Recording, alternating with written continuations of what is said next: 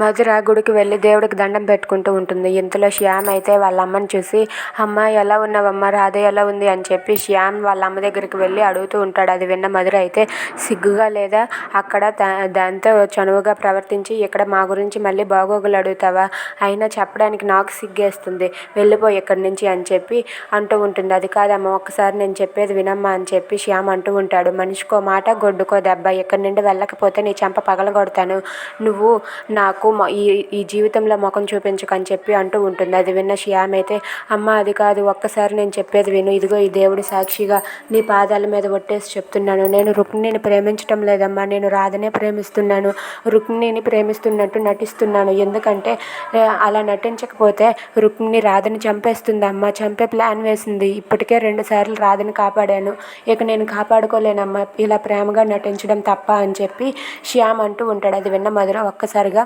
Shock అవుతుంది. If you like this video please like, share and subscribe. Thanks for watching.